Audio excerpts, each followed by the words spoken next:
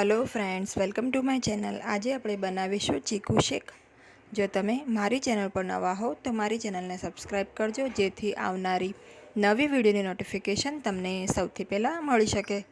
તો ચાલો આપણે રેસીપી સ્ટાર્ટ કરીશું। તો અહીંયા મેં 4 નંગ મોટી સાઇઝના ચીકુ લીધા છે।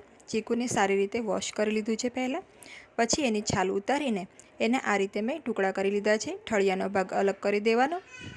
હવે આ જે ટુકડા છે આપણે આમાંથી ચીકુ શેક બનાવીશું।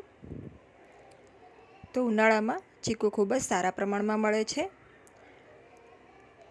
તો હવે ચીકુ શેક બનાવવા માટે આપણે આમાં ખાંડ એડ કરીશું। તો અહીંયા મેં 4 ચમચી ખાંડ લીધી છે। તમે ચીકુનો ટેસ્ટ કરીને ખાંડની વધઘટ કરી શકો છો।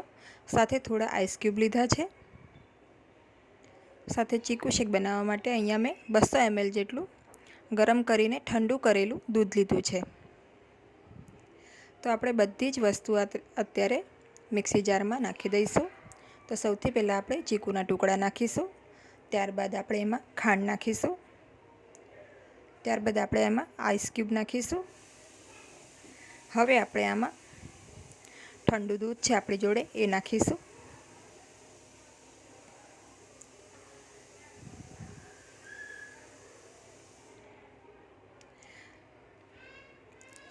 તો આ રીતે આપણે બધી સામગ્રી મિક્સી જારમાં એડ કરી દઈશું।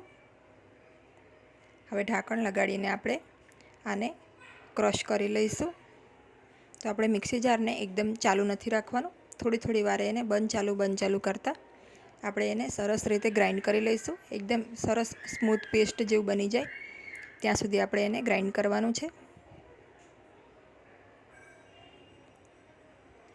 તો તમે જોઈ શકો છો આપણું એકદમ સરસ સ્મૂથ પેસ્ટ રેડી છે, એટલે કે આપણો ચીકુ શેક એકદમ સરસ રેડી છે। હવે આપણે આને ગ્લાસમાં સર્વ કરી લઈશું।